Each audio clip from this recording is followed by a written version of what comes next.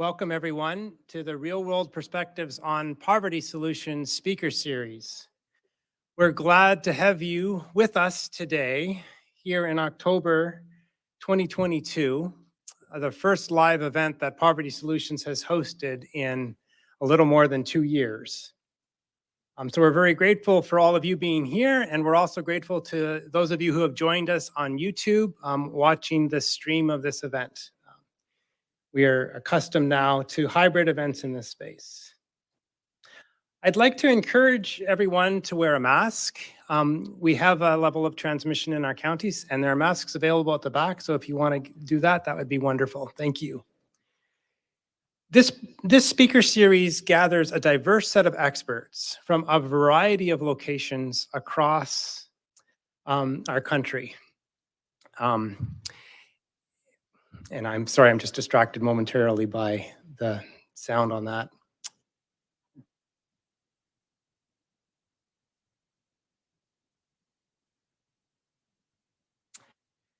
We collect experts on a whole variety of questions: academics, policymakers, politicians, journalists, who speak to the kind of edges of what poverty is and let us know some of the surprising and innovative places where it shows up, and also some of the surprising and innovative solutions to this. We're really delighted to have Louise Seamster with us today. I'd like to remind, I'm also the teacher of a class that goes along with this course, and I'd like to remind students to check in on classquestion.com and record your attendance. There'll be discussion prompts soon after the lecture today. With that, I'd like to introduce my colleague, Kristen Seefeld, who will introduce our speaker. Thanks, Trevor. I'm Kristen Seefeld. I'm one of the Associate Directors of Poverty Solutions and a faculty member here in the School of Social Work. And I am just extremely delighted to welcome Dr. Seamster, huge fan of your work. Dr. Seamster is an assistant professor of sociology and criminology and African American studies at the University of Iowa with a courtesy appointment in the College of the Law. She's also a non-resident fellow in governance studies at the Brookings Institution in Washington, D.C. Professor Seamster studies race and economic inequality, particularly in cities. She writes about racial politics and urban development, emergency financial management, debt, and the myth of racial progress. Her research centers on the interactive financial and symbolic factors reproducing racial inequality across multiple domains.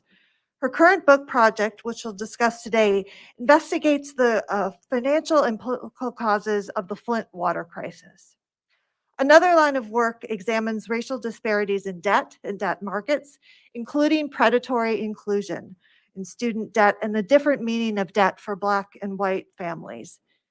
In this area, Professor Seamster has made invaluable contributions to the policy debate around student loan debt cancellation, including really significantly informing Senator Elizabeth Warren's plans for student loan relief, which ultimately resulted in the recent Biden administration's announcement of canceling at least some student loan debt.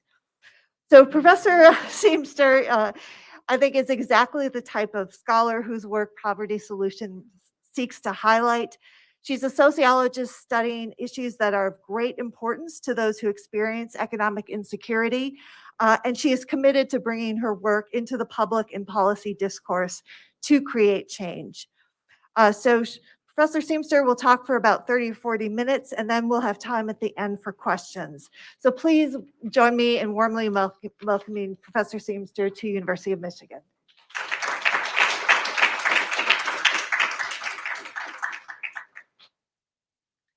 Thank you all for having me here. If this is your first in-person event, it's also my first in-person full talk. So we're all getting back on the horse. And thanks for Trevor Bechtel and Kristen Seefeld for bringing me here. And parts of this talk are adapted from a talk on water governance and research that I've conducted with two graduate students, Chad Rim and Abbott Smith. Abbott Smith is actually a PhD student at University of Michigan and is here today. So thanks for coming. For the last decade, I've been studying municipal racial politics in Michigan first in Benton Harbor, in a study of emergency management and its implications for Black governance and control over assets. And this talk today comes in part from my research on a book relating to the Flint water crisis for Columbia University Press, currently titled The Flint Water Coup: Debt at the End of Democracy. And that's looking at the background story of why Flint's water crisis happened and what happened politically before and afterwards. And my work on water debt began by following directions of questioning I'd formed after doing fieldwork for my dissertation in Benton Harbor. And based on those questions, I was really interested in how the state bureaucracy and state officials related to those cities under emergency management. And so in 2016, when Governor Snyder released this 500,000-page data set of PDFs of emails from the government, various agencies relating to the Flint water crisis, I wanted to know more about what was in them, and the decision-making processes and the attitudes inside those emails. And so since then, since 2016, I've been working with students, first in University of Tennessee and then at Iowa, on this qualitative big data project to process these PDFs and reconstruct the email metadata to create a database out of these emails and make ultimately a searchable public access website so that anybody can see who said what when and who did what when. As part of this ongoing work, some of the students who I just mentioned have been helping research broader dynamics in water politics, focusing on majority Black cities in the United States. And my research here has focused on the political realignment around water governance underlying the Flint water crisis and the new debt relationships formed underneath that political realignment. So I was asked to come here today to talk about municipal debt around water systems and its role in structural racism and environmental harm. And today, I'm hoping to refocus some of our conversation that often revolves around water affordability and access, and look instead at the control of water resources, which includes revenues and debt. I'll look specifically at public debt structures today, and I'm drawing also on my work on student debt so we can see some common trends. And I'll talk about how debt is replacing public goods. And not only that, I'll argue that debt is actually replacing our governance capacity, reducing our individual and collective choices about directions forward and redirecting collective resources away from the public sphere. As a debt relationship replaces models of citizenship, it encourages even public structures to target their own constituents for revenue. And I will be arguing that's very toxic in many ways and destructive of our democracy. And in so doing, one point I want to make is that this is drawing on the frame that activists against emergency management have been making from the very beginning in pointing out that emergency management was destructive of democracy, not just from cities like Benton Harbor and Flint and Detroit, but ultimately, as a commissioner put it in Benton Harbor, that places like Benton Harbor were test tube babies that for experiment in democracy reduction that was coming for all the rest of us, that I think might have seemed a bit off the wall in 2011, but now in 22 hits them really differently. So we can begin by looking at how frequently we define problems in US water systems through the lens of the growing unaffordability of water. And that's the gap between what people are able to pay and rising water rates. And we already know that the country's poorest residents and cities often pay the most for water, although they're often also receiving the poorest water quality. Water costs are thus extremely regressive, especially if we think of these charges as an alternative to a progressive tax on income or public funding of water overall. And these rates are projected to keep increasing quickly, especially to cover the costs needed to replace old and dangerous infrastructure. And that is expected to drive up systems borrowing. And a lot of those effects have been concentrated in Detroit, as many of you I'm sure know, which has imposed an estimated 100,000 water shutoffs for insufficient payment in the last decade on residents. This policy was significantly expanded when Detroit was taken over by an unelected state emergency manager in 2013, who also put the city through the largest ever municipal bankruptcy. And the United Nations condemned these shutoffs as a human rights violation. Public activism that has been sustained over these years has finally gotten a moratorium on shutoffs thanks to the COVID pandemic, but city and state officials have not yet committed to permanently ending this policy, and the shutoffs have continued. Again, on a surface level, this just looks like a problem of unaffordable water.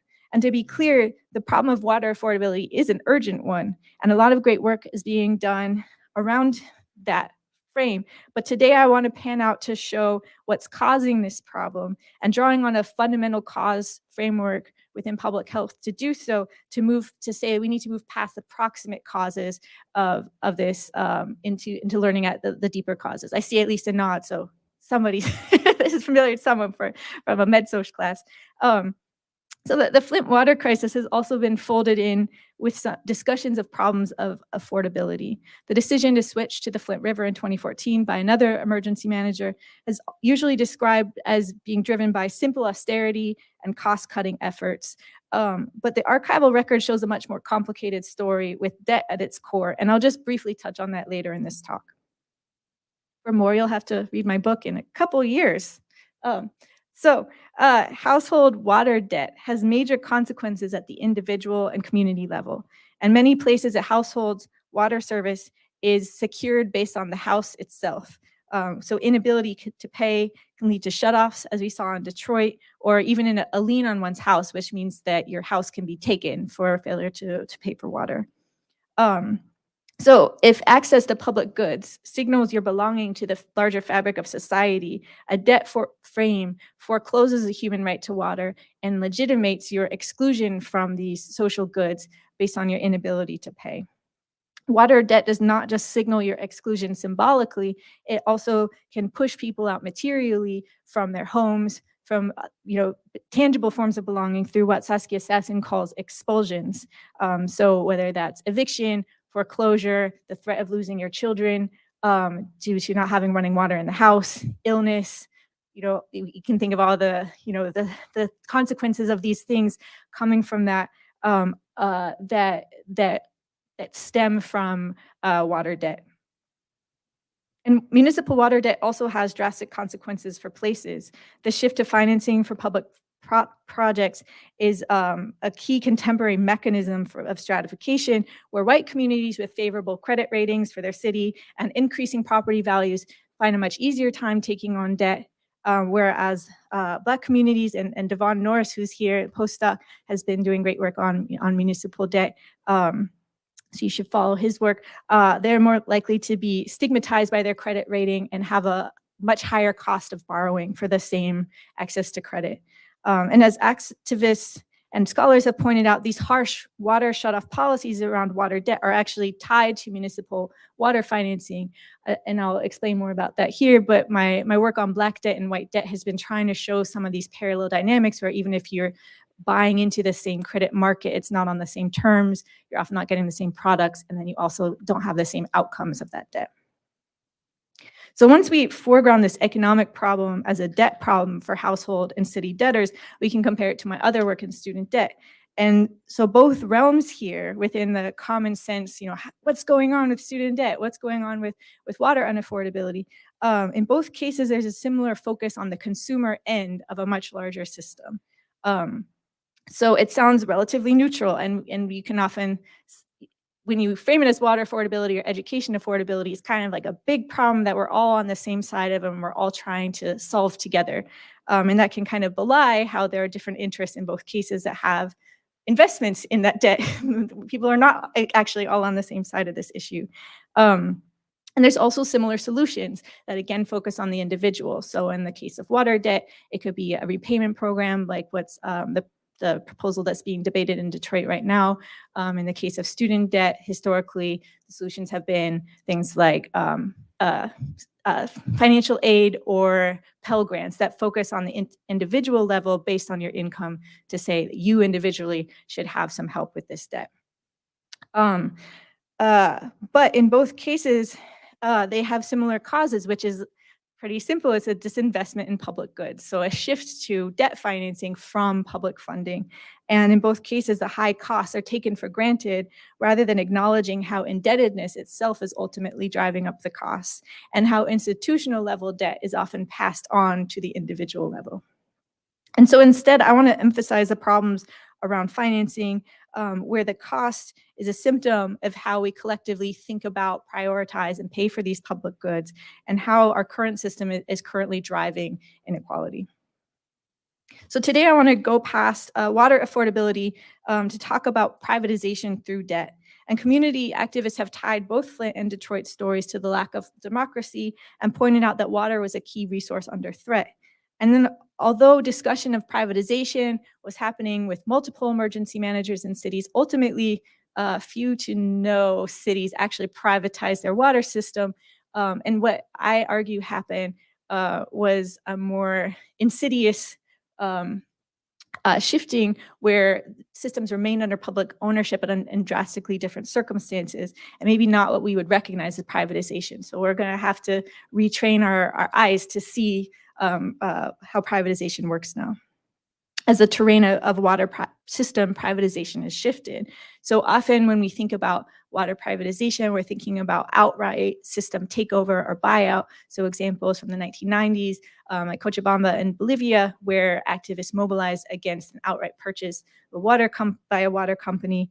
But by now, that was a long time ago. For you all, it was before many of you were born, and the situation is pretty different. So a lot of those same large water companies have since seen that actually having responsibility for maintaining these water systems is not ideal, and that they were going to invest differently in this same industry. And meanwhile, there's other actors who have kind of moved into a different way of privatization as water companies have kind of moved away from this. I mean, after all, it's kind of a bad look when people can see you and know who you are to mobilize against you. But as scholars like Raul Pacheco Vega have shown, water can be commodified or marketized without full-on privatization. So we need to look at places where the public and private are more knit together, or where even ostensibly public systems are still feeding into private benefit. So Ben Teresa has defined privatization as, quote, the reorganization of state power from managing social goods to ensuring the private profitability of those assets. And that's a working definition of privatization that will work for us today, to think about how it's not an end point of privatization to have a private company own it forever, but an ongoing process by which these assets are kind of fed into private pockets, where you actually still need a public sphere, but one that's reoriented towards serving private needs.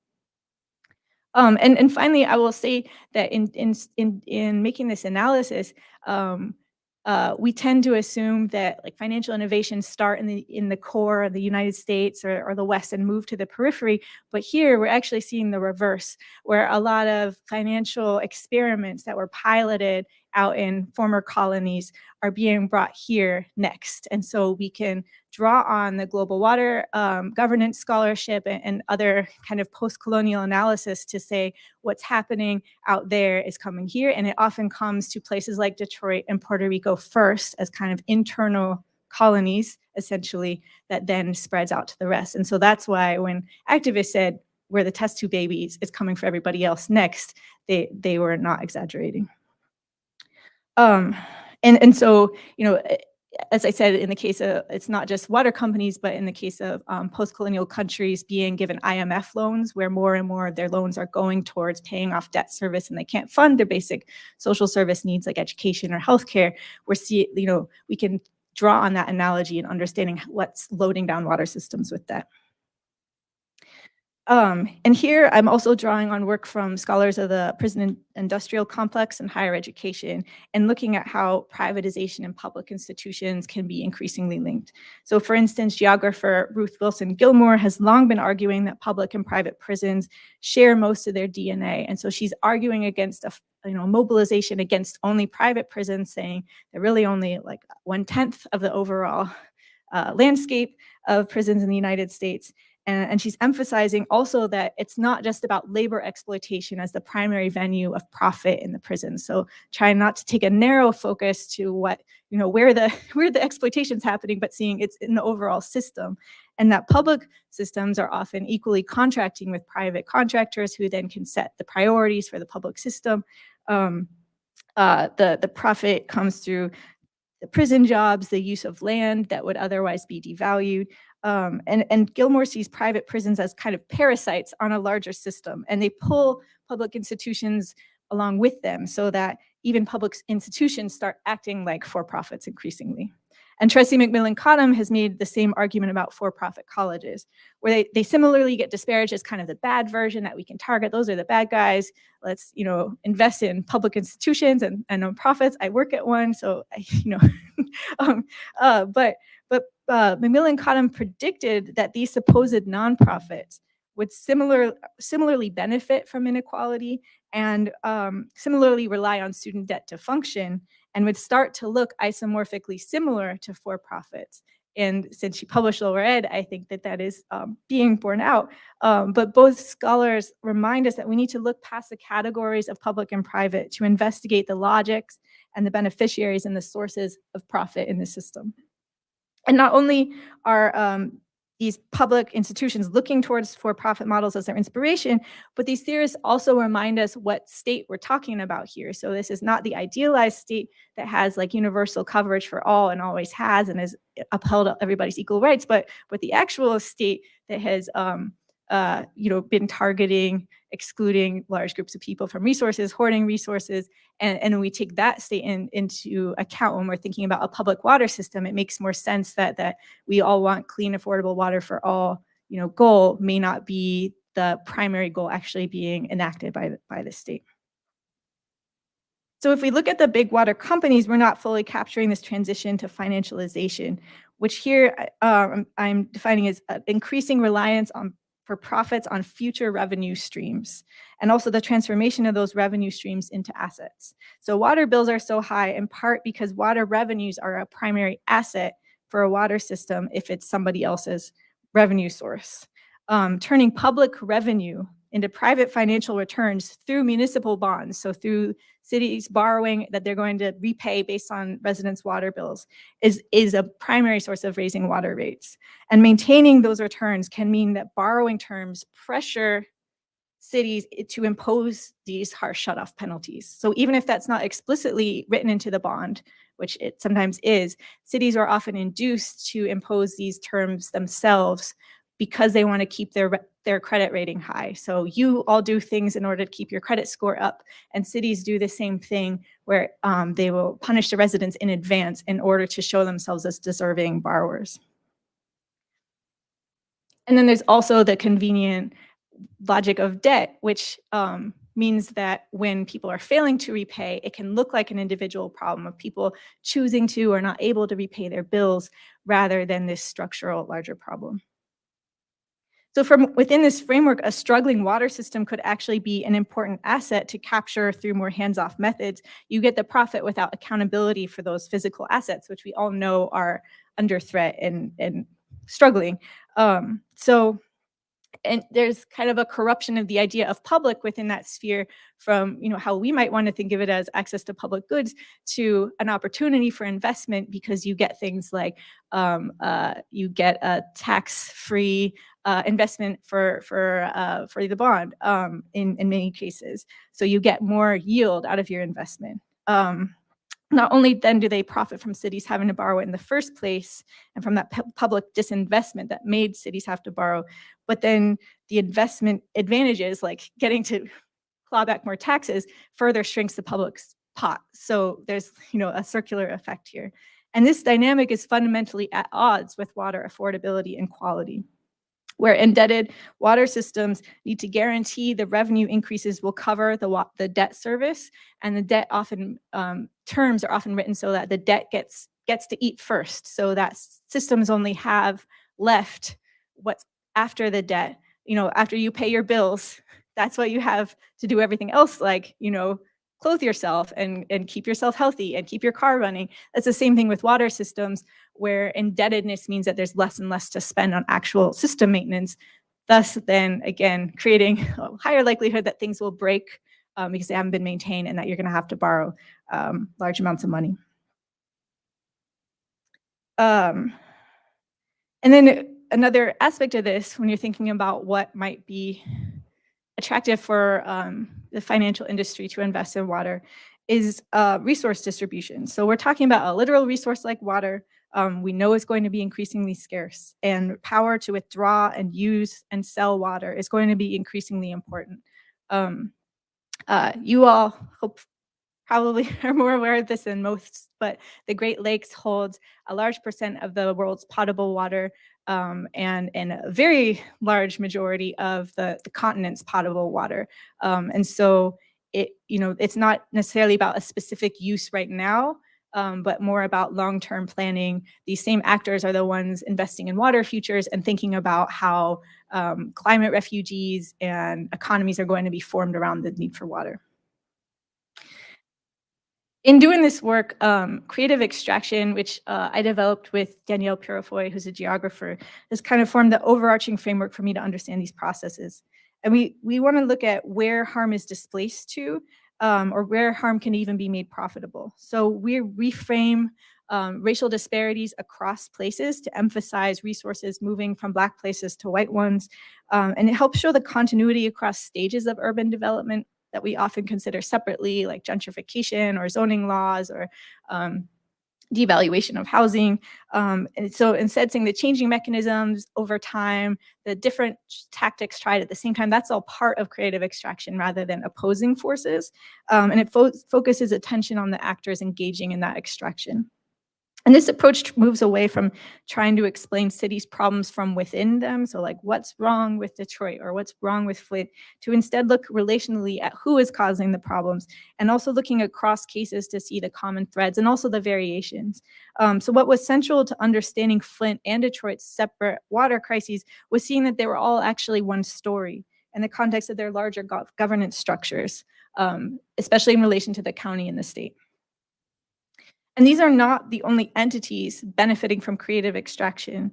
In our second article, Professor Purifoy and I wrote that the debt assumed for white place development, so you could think about like borrowing to create a new suburb subdivision, tends to assume a growth model that frequently relies on some form of Black extraction to be successful. So even as local places benefit from resource extraction, whoever's holding that debt also benefits from resource extraction. So where you have dynamics mobilized by local racial resentment and policy enabling the taking of resources, that can be weaponized as kind of the middle management level of creative extraction to serve larger financial interests. So in order to start over and retelling this story, we have to reframe these water systems as not just broken down or impoverished, but as key assets for control. And here I draw especially on an excellent report by We the People of Detroit's Community Research Collective and Dana Kornberg's article on Detroit water system, which I'll call DWSD from now on. And until 2014, Detroit controlled the largest water system in the state. It was the third largest in the United States. So here's an example of how the way we commonly talk about water affordability or these broken down systems can really de-emphasize the scope of what Detroit actually controlled in terms of its water system. And that system was so large in part because of suburbanization era expansion. So the city of Detroit agreed to fund all these white suburbs in their formation because they could not actually afford to build this infrastructure out themselves. They didn't have a credit rating. And so Detroit subsidized that construction, knowing that it would kind of lead to their ultimate downfall as these suburbs were able to grow up at the city's expense. But they had this illusion of suburban independence that we call white flight, that still actually at its base depended on continued support and subsidy from the city. But as the racial makeup of Detroit's governance shifted, and especially after Coleman Young was elected mayor in the 70s, these suburbs' relationship to DWSD changed. So ever since, suburban actors have agitated for regional governance that would put them in charge of the infrastructure that the city had subsidized for them. And Dana Kornberg's article on suburban territorial stigma of DWSD shows newspaper comics from the period. So they depict here Coleman Young threatening the water access of the suburban residents, standing there with a wrench saying, "All you suburban statesmen are probably wondering why I've called this meeting." The one on the right shows Coleman Young sitting with a shotgun defending Detroit's assets. So he's sitting there in front of a sign that is pointing to the water department, the Art Institute, and Belle Isle in the library, since Detroit's bankruptcy, all of these are now under some form of external control. The two people from across 8 Mile Road who are observing Coleman Young while walking their dog says, one of them saying to the other, "On the job bright and early, I see, making sure to protect,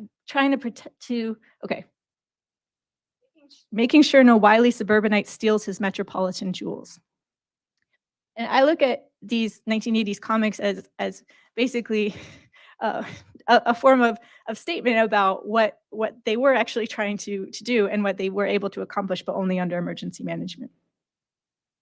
In what I call a water secession, this is what actually had to happen in order to make the takeover of DWSD happen, where even though DWSD was put under federal control for over 2 decades, it wasn't until state receivership allowed this regionalization process to happen.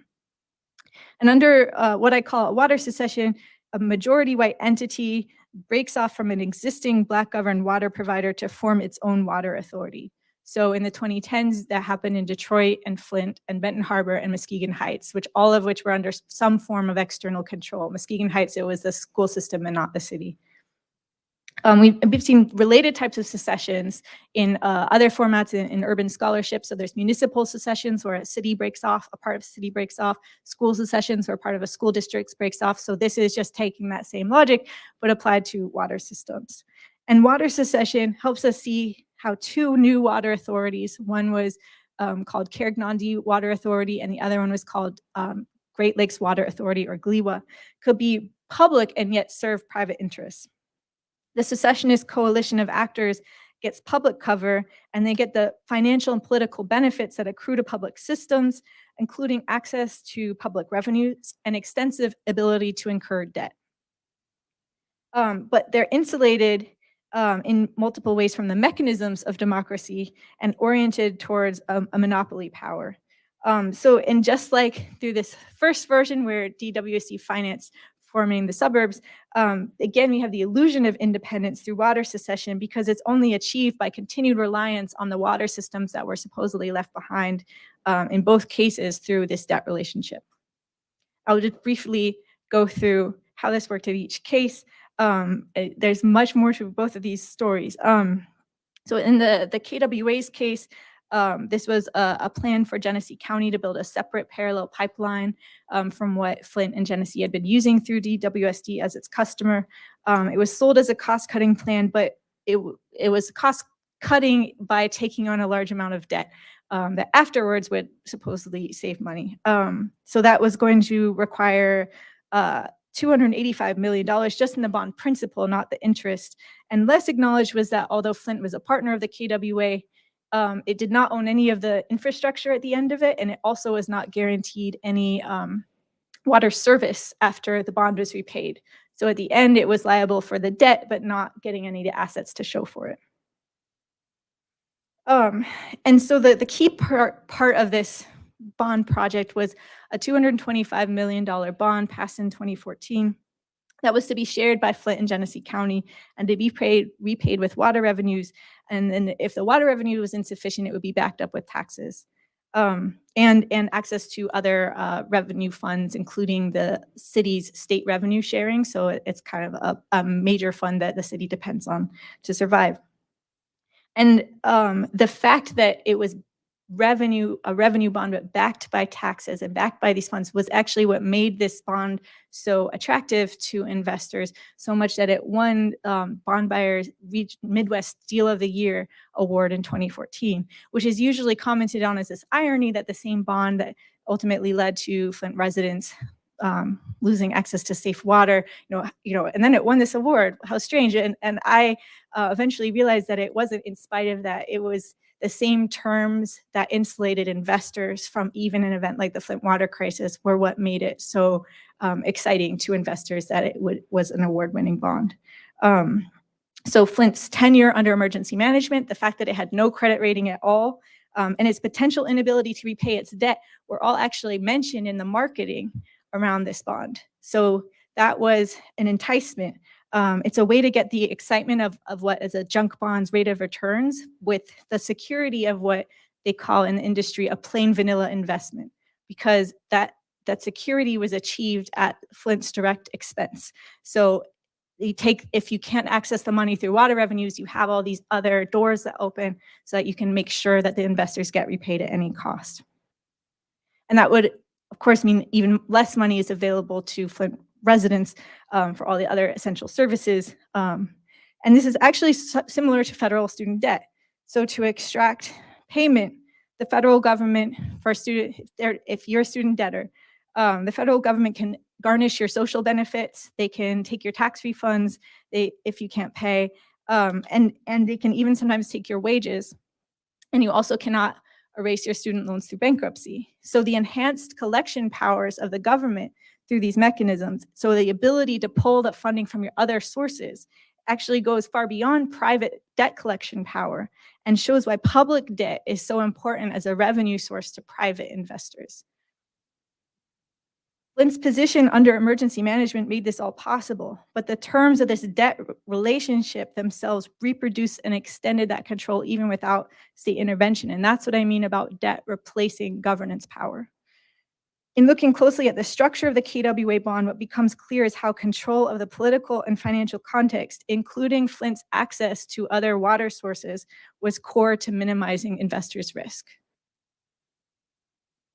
This parallel water secession occurred at the same time that the Great Lakes Water Authority, or GLEWA, split off from DWSD. So DWSD, after this, only had control of Detroit's water. It lost its largest Flint water customer, which was Flint and Genesee County, and then it also lost everybody else outside the city to GLEWA. And that secession, this second secession, was enabled in part by Flint and Genesee County leaving. It was kind of described as the final nail in the coffin, killing off Detroit as a water system as it was. And it's initially hard to see why GLEWA would want to start its own life by taking on so much of DWSD's debt, which had been kind of the rationalization. DWSD is in crisis. It has all this debt. It needs to be taken over. And I would have thought, if they had control, why would they want to bring so much of DWSD's debt with it? And so that required me to rethink what it meant to be taking on a Black city's debt, but refinancing it within this suburban controlled water authority. Because thanks to their superior credit rating, which they'd been able to maintain by not having to assume all the debt while Detroit took on the debt for them under DWSD, they had this pristine credit rating that they could use. And they talked about being able to sell their story extensively to the credit raters and say, we are not them, we are us, we are GLEWA. We have a good debt, we have higher deservingness to get a good favorable debt rate. And so they spun that. One of the first things they did when they formed GLEWA was to create this $1.3 billion bond, mostly refinancing old Detroit debt. So basically whitewashing it into this new bond. And when you look at how the investors describe what is happening to themselves, I find it very useful because they're pretty honest. This headline from an investor blog says, a new regional water and sewer authority in Michigan allows investors to tap into revenues formerly controlled by the city of Detroit. Because the reason why it was to their profit to refinance this debt was that in the name of servicing the debt, GLEWA was given access to all of Detroit's water revenues. So they didn't have any responsibility for maintaining Detroit's system, but GLEWA is supposedly a separate entity, but they still have first pick of all of the money collected from Detroit residents to service the debt. So what became my book project came from trying to understand how Flint ended up stuck paying both of these new water secessionist authorities for water while they were only getting water from GLEWA. And I will not talk about this today, but just suffice to say that in 2017, through this state overseen grand bargain, Flint was still made accountable to repay its KWA debt and also made to sacrifice its water rights to KWA into this new other authority, GLEWA. So while Flint is ostensibly getting help repaying both water systems with credits from GLEWA, Those credits come with many conditions, including the sacrifice of its water rights, and they reduce Flint's options for independent decision-making, and they create that pressure for the harsh water shutoff policies and submission to this debt relationship. So, even if members try to resist this plan, there's penalties imposed for that. At any time they risk GLEWA retracting all its credits and making Flint start over and repaying the KWA system on its own. So I am going to very quickly shift gears to just show that this is in line with what people like Heather McGee are showing in terms of this shift of attitudes towards citizenship from access, mutual access to a public goods among a smaller group of citizens in an era of Jim Crow in which many people were not eligible for actual access to those resources, to say, okay, the scope of society has opened up, but the attitude towards citizenship has changed from one of belonging to one of your revenue generator. And McGee uses the metaphor of the drained pool to describe how white cities often faced with integration pressure would actually just fill in their swimming pool that was public access rather than, and make sure nobody had access to a public resource anymore, rather than let Black folks have access to it. So that is a very useful formulation and metaphor to have in mind to see how the shrinking of the public good, which ultimately hurts everybody, was tolerated because of as a response to pressures from the civil rights movement. And just to briefly return to student debt, we see a similar process happening with federal student loans, where my co-author Raf Sharon Chenier and I saw a drastic increase in Black household student debt just happening in the last 20 years, which I can talk about more in the Q&A. But we identified as a process of predatory inclusion, which we said was a process by which previously excluded groups gain inclusion to an institution or benefit, but under terms that mitigate the terms of access.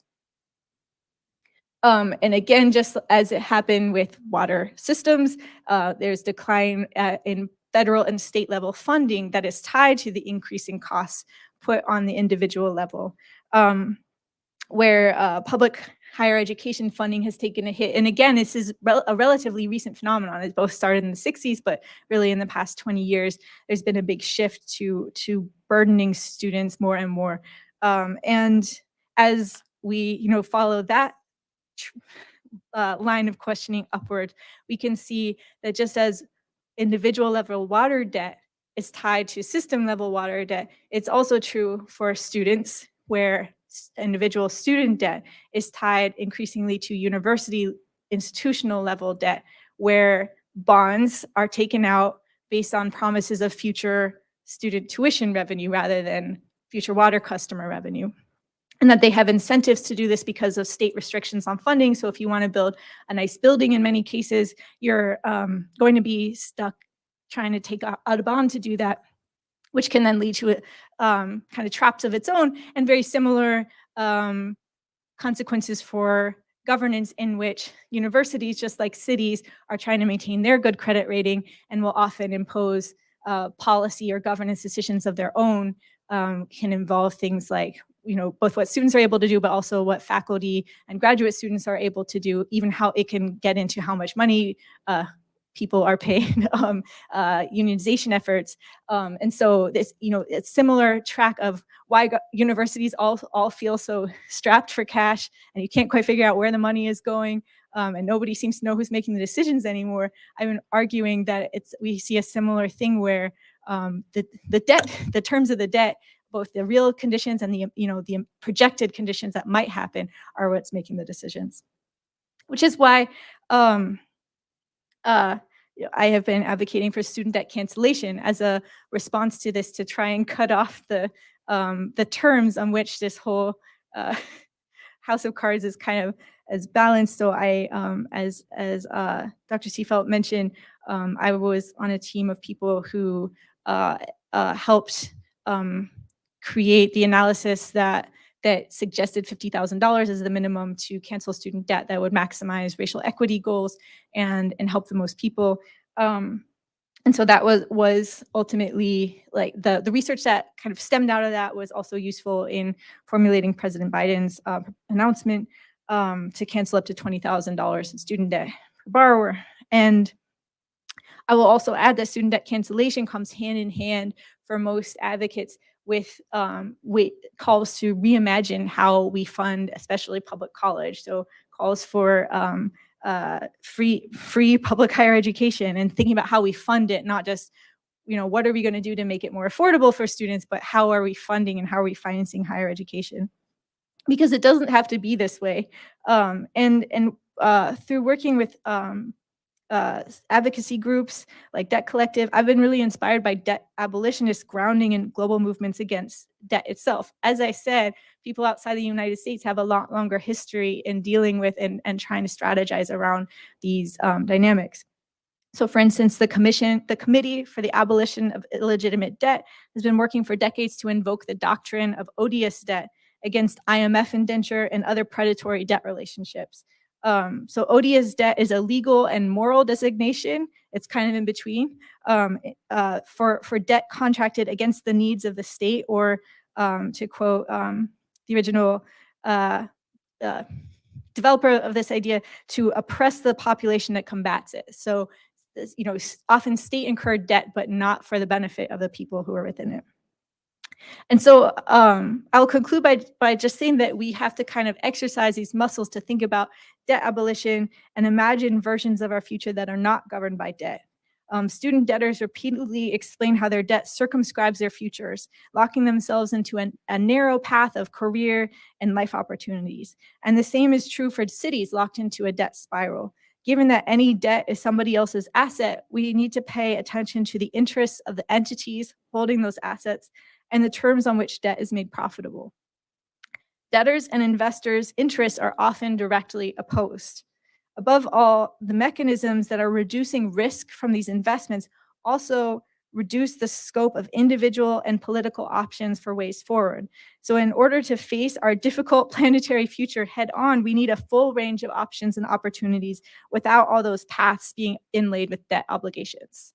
Thank you.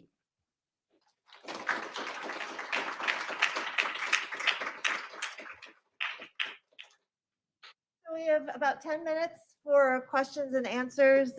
Trevor will come around with a microphone. So please feel free to raise your hand if you have a question for Professor Seamster.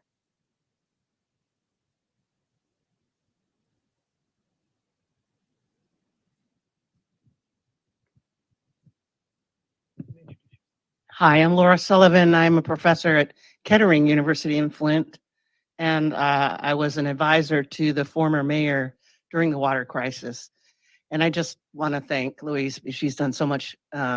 If nothing else, somebody who's saying the things that we've been saying that nobody's been listening to. But I wanted to comment, and I don't know if I've shared this with you, Louise. I was in the meeting that was part of this decision on this grand bargain, which meant that Flint was taking on debt for water that they weren't going to receive.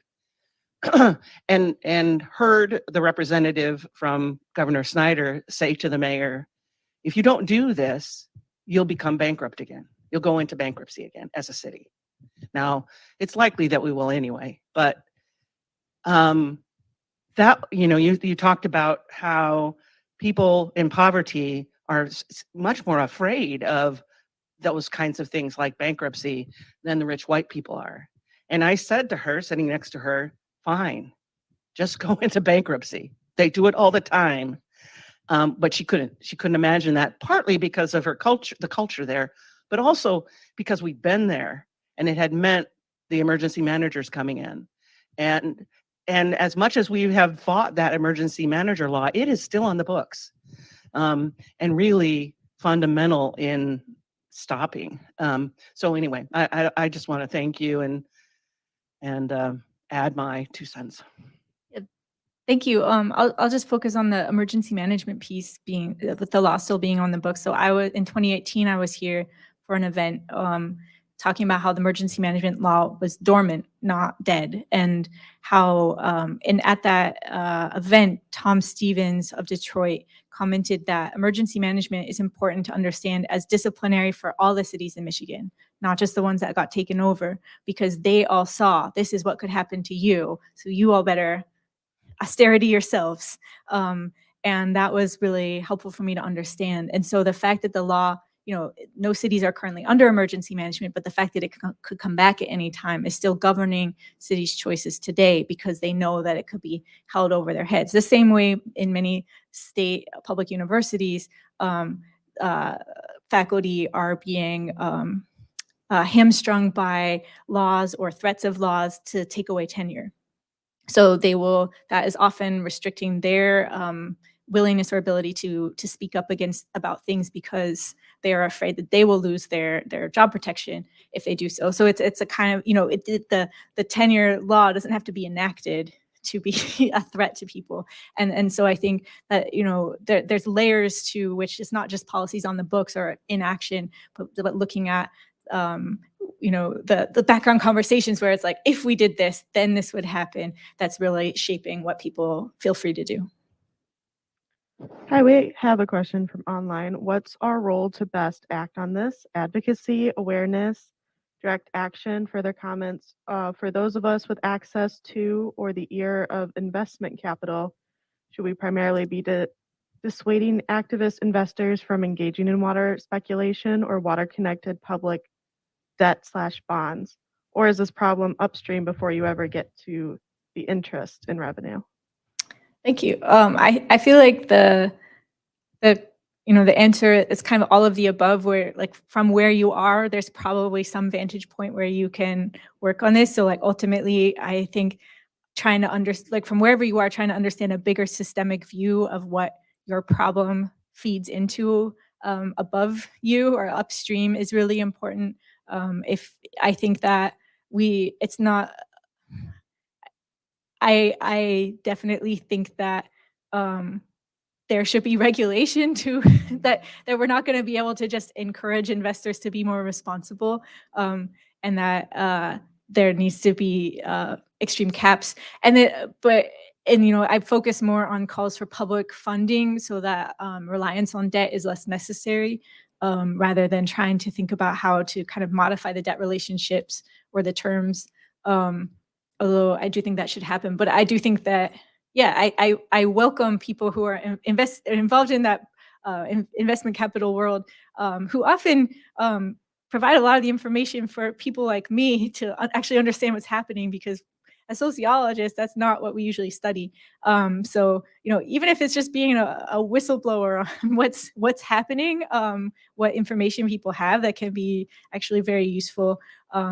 But I do think that thinking critically about things like ESG, so environmental social governance structures, that's often kind of portrayed as a solution, but actually water financing is seen as a major ESG category because it gives people water. So what could be wrong with it? And so I do think we need to be really wary of some of the solutions that are so quickly offered to these types of problems by some of the same perpetrators.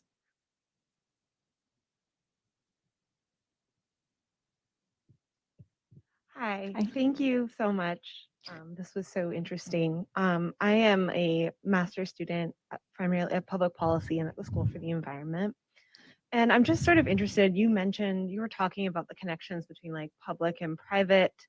And I've, kind of been engaged in a lot of work around like more like electricity shutoffs, which are usually most often a private company, but how like that debt accumulates and then like your electricity is shut off, and like thinking about that also is like, thinking about almost energy also as a human right in some ways, like it has that same aspect, even though it's usually coming from a private company. So I just wanted to like hear your thoughts on like how we can potentially move some of like what you were talking about here around like water and like debt around that to also thinking about the energy space that's often, controlled by a utility that has a monopoly and not necessarily always incentivized to act in folks' best interests.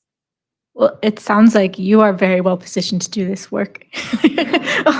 So, I mean, I think it is as we see the fuel crisis, especially in the UK, hit, and so many of the same conversations about affordability when we know that it's coming from far above like the scope of what an individual household can manage. I think that like tracing those common threads is really, really important. And again, like, yeah, private, public, it doesn't matter, like regulation, the larger sphere of investment, regulators, resources is the same.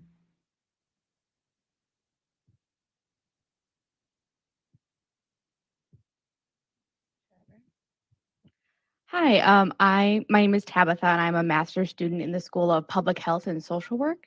And so I can't help but think that an access or a barrier to change is how complex and multi-layered these issues are. And as your presentation, I think we all kind of know in this Ann Arbor U of M bubble that there's a big access difference and there's a lot of disparities in access to education.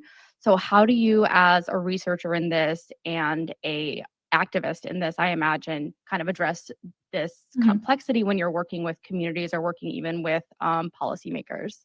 Sure. Thank you for that question because it's actually very simple. And activists are usually able to say it in one sentence, what we take 45 minutes or a whole book to say. So they've been saying this all along. Claire McClinton was saying, the interests of bond investors are the only thing that's sacred. People's lives are not sacred. She was applying that to Flint water crisis, and that's been quoted everywhere in every documentary, but people haven't really thought through what that entails or like done the work to really, I get, spend my time just trying to like show that. And I actually, I learned most of what I know, from working in Benton Harbor. That was what formulated the seeds of creative extraction from people saying, look, they keep coming in saying they're collaborating and they keep taking all our stuff at the end of it. They did it here, here, here, here. And just sitting in a meeting where like, oh, they're right. And so like that is a conversation that was happening in a city council meeting. So it wasn't me explaining, here's what's happening to you. Like I'm here explaining to you, here's what's happening, because it doesn't need so much to be explained to Flint residents. I am just trying to validate, provide the academic backing to that what they're saying is correct, and that having experienced it, they have to understand all those layers and see the bigger picture, be like, why is this happening to me? And understand and do that legwork and analysis. And part of this is just validating that theoretical analysis is happening. It often doesn't look the way we write a theory and say it's called this, it's called water secession, and cite something, but that it still is political theoretical analysis. And that what's really interesting is how often people with PhDs tell me, oh, bonds, I can't understand that. And they don't want to talk to me. Nobody wants to talk to you about tax increment financing or any of this stuff and municipal bonds and credit ratings. But when I go to cities, whether that's when I lived in Knoxville or work in various places, that's where people want to talk to me about tax increment financing because they have experienced it and they are up on it and want to talk about it. And so they're never saying it's too complicated. The people who are saying it's too complicated to understand are often the people with the most education. So like, I actually don't think that education, I think that the narrative of we need more education is actually a frame similar to water affordability, that it's mystifying this problem when it's pretty simple.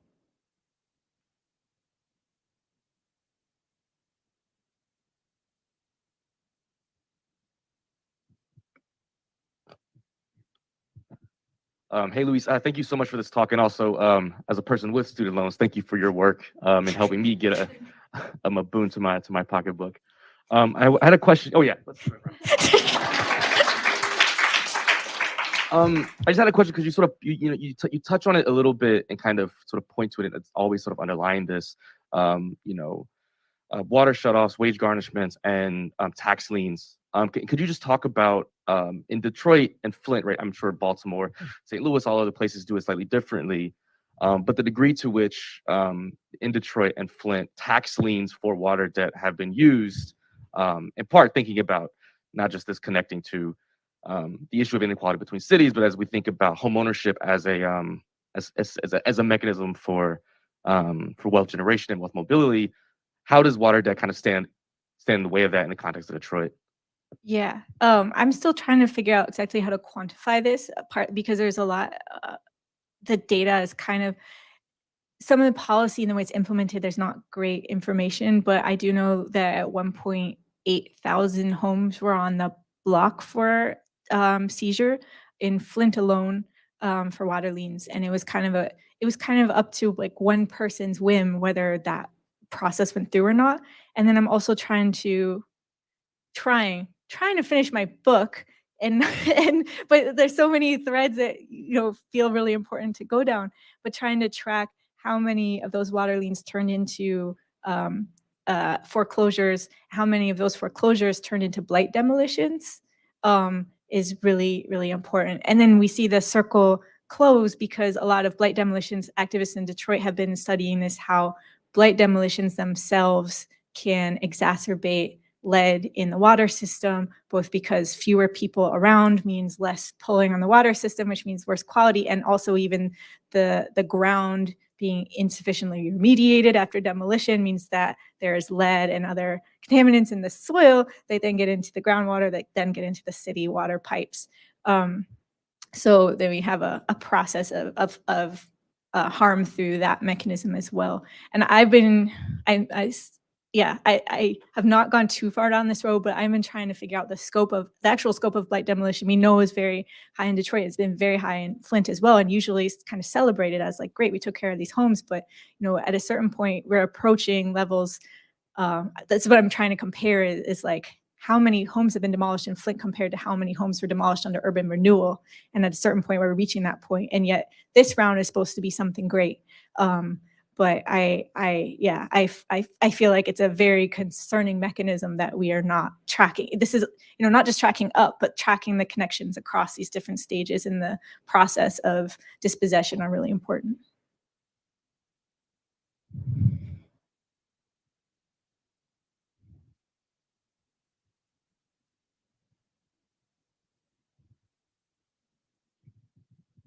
Yes, I'm Joseph. I am a graduate student actually in this course. And I wanted to know, I know you talked about education kind of mystifies it, but we do see, I'm thinking from a sociological perspective, we do see that there is opportunity that gravitates towards higher education, that sort of thing. And while I'm not an advocate for everyone getting formal education, I do know that if we don't have the tools, if we don't have the knowledge to combat things, we do see a decrease in public health outcomes and other outcomes throughout fields. So I'm wondering if there is perhaps we need to start with making sure that people have quality education so that way they can combat these other injustices, and if that's the area we need to start at. Thank you. I am an educator, so I am in favor of education. So I do think that I think that it is an important place. I wouldn't say it's a starting place. And I think also I'm intentionally connecting the attack on public higher education to the attack on other public resources. So it's the fact that we need it is connected to the fact that this is a resource under threat, and it's also being devalued. So at the same time, it's like, why would anybody want to take a sociology class or be a sociology major? That can contribute nothing to your life, surely. Those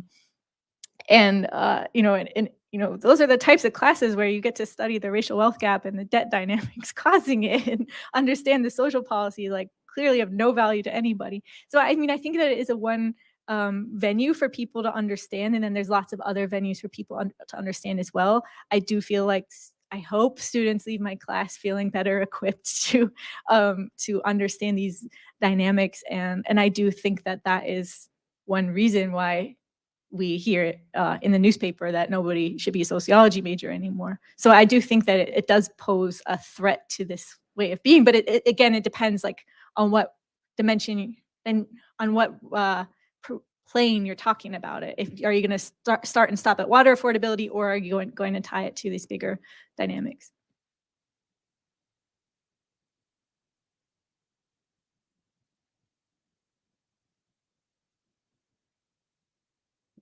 Any more questions or comments from anyone? If not, let's thank Dr. Seamster again for this wonderful presentation.